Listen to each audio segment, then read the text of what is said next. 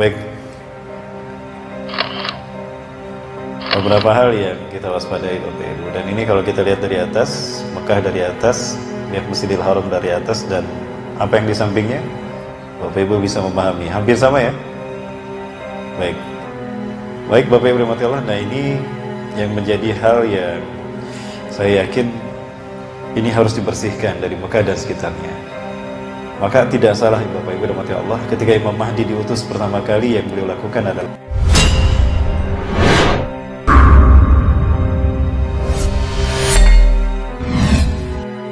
karena Rasulullah SAW pernah menyampaikan ukhrujul musyrikin min jaziratil Arab, usir, keluarkan orang-orang musyrik dari jazirah Arab. Jadi jazirah Arab ini harus steril, karena ini adalah kehormatan kita umat Islam dunia.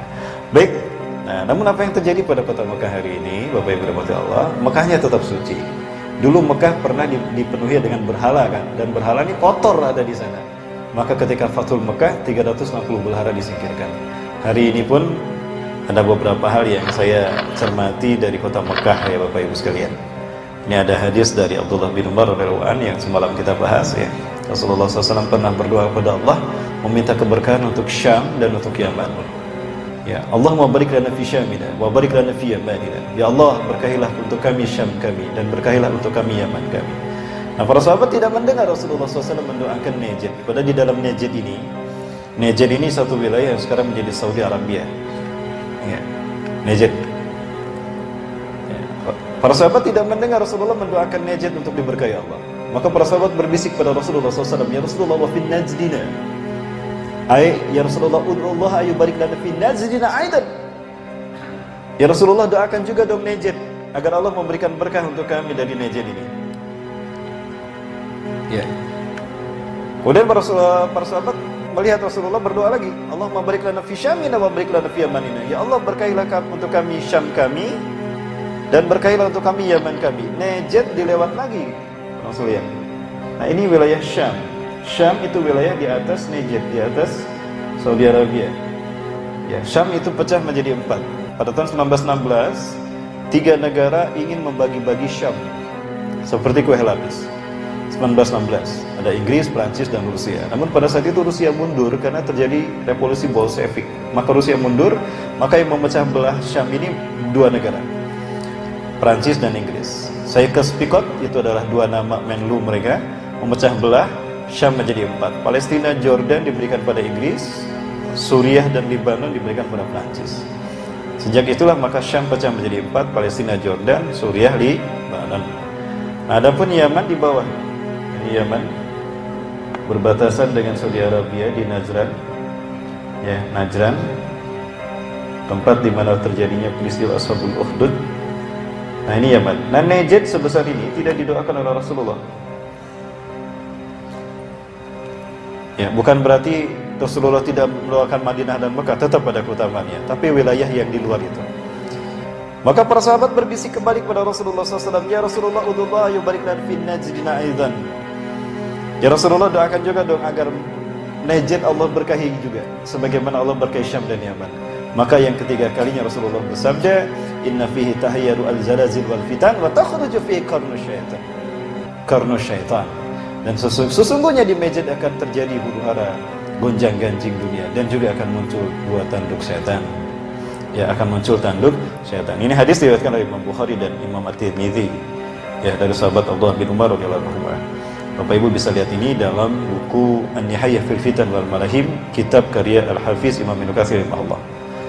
Baik, Ibadillah rahimakumullah, saya melihat ada sesuatu yang ini barangkali Bapak Ibu yang kita lihat.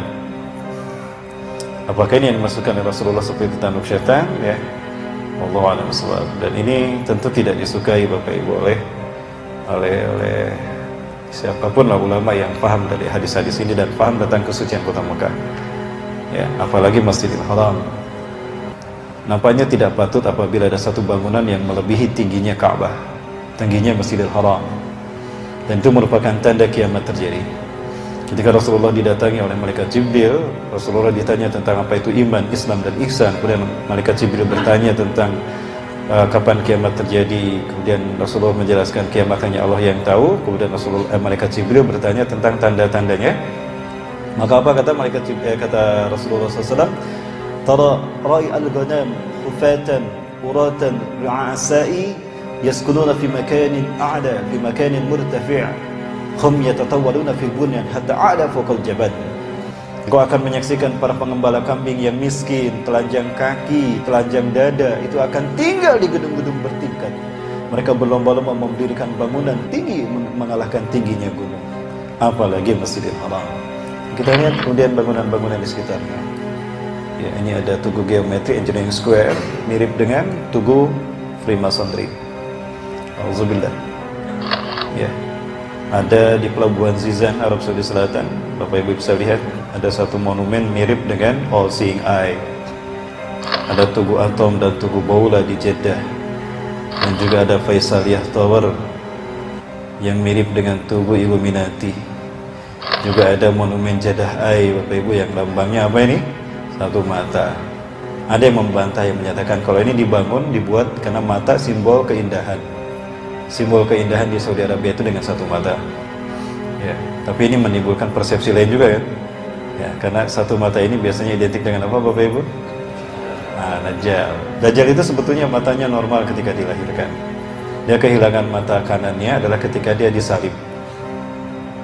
Betulkah demikian, Bapak Ibu? Jawabannya panjang nih. Harus 2 jam lebih kajian kita khusus untuk membahas tentang hal ini. Baik.